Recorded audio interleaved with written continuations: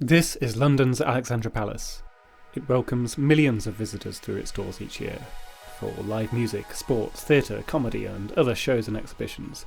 In this series I'm building it out of Lego. In this episode we've reached the centre of the model and the palace's Great Hall, its main event space. This is the grandest part of the palace with a huge amount of decorative brickwork and ornate masonry.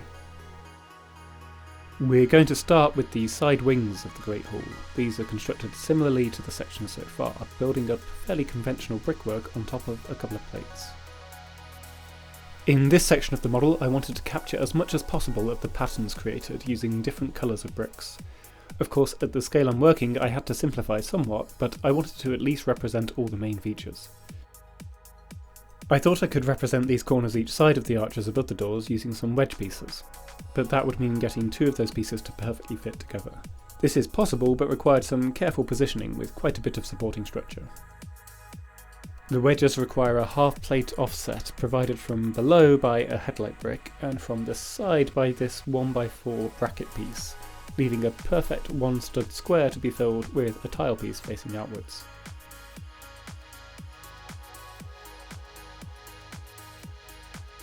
The rest of the ground floor walls are more straightforward, using a mix of arch pieces, window frames, plates and curves to provide the detail. You can see the corner on the other side again, fitting two wedge pieces together, this time showing you building from the top down rather than the bottom up. For the windows here, I looked at a lot of different printed and moulded window pieces and found a few things that nearly worked but didn't quite look right at this scale or consistent enough for the whole window. In the end, I decided to use simple arches for the shape of the window frame and stack 1x1 transparent light blue bricks to represent the panes of glass.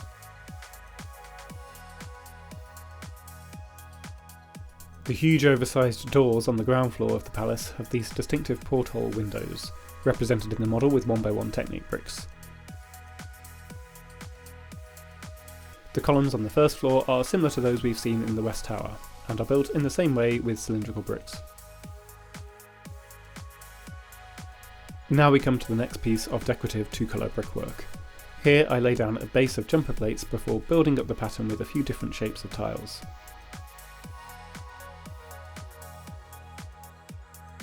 The roof here is again very similar to the West Tower, using plates with a rail to represent the gutter and some curved pieces to create the arch at the top.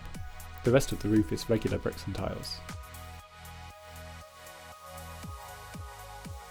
I wanted to be consistent in how I represented those two colours of bricks used throughout the whole building.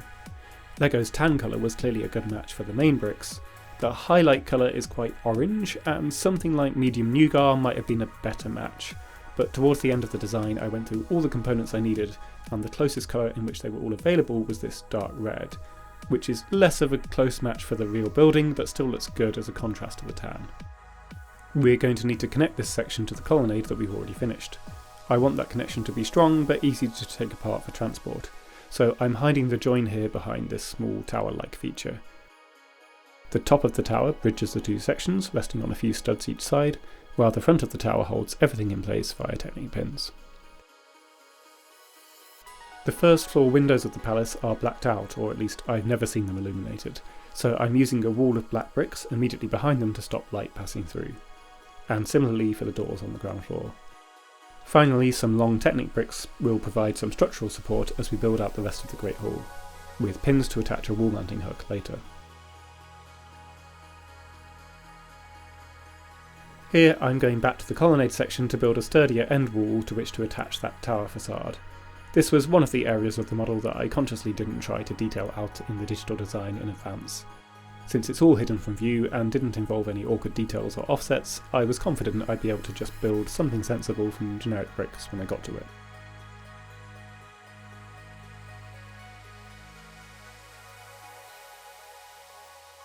And here you can see how the two sections fit together. It's certainly not as simple as the single stud attachment point between the other end of the colonnade and the West Tower, but can still be put together and taken apart pretty quickly. The main central doors are built up similarly to the side wing, with a little extra detail provided by some more window frames and curved pieces. I had a similar issue here as I did with the colonnade, where I wanted a series of arches supported by columns that were just a single stud wide. I had more depth to play with in this section of the building though, so took a simpler solution of just placing alternate arches behind the others.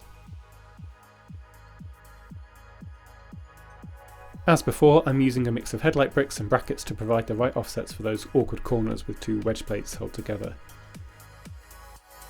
Not all the details require such intricate building techniques though. Just using a mix of tan and dark red plates here is a really effective way to extend the curve of the arches into the brickwork above.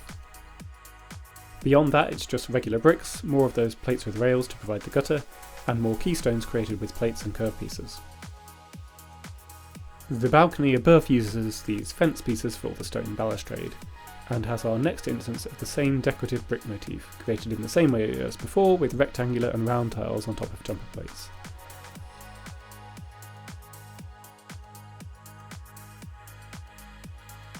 The main doors here are exactly the same as the ones we've already seen, again using Technic bricks for those distinctive porthole windows.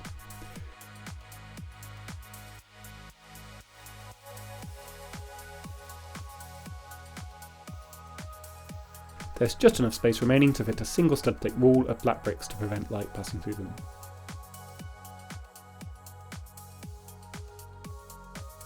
The east wing of the main hall is an exact mirror image of the west one, the only large section of mirror symmetry on this whole model, as we'll see in later episodes.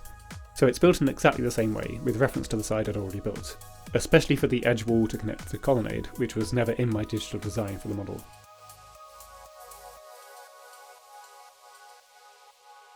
There are some chunky brick towers here, identical in appearance to, but much more substantial than the tower facade we saw covering the connection point earlier in the video.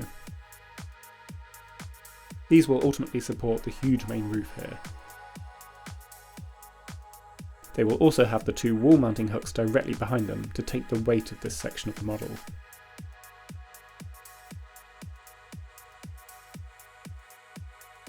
The first floor balcony here might look simple, but has some fiddly construction, including another half plate offset, again using headlight bricks, to be able to set up these brackets supporting outward facing tile pieces in exactly the right place. For what purpose we'll see in the next video, as I'm going to end this one here and finish off the rest of the Great Hall in the following episode. Until then, thank you for watching and happy building!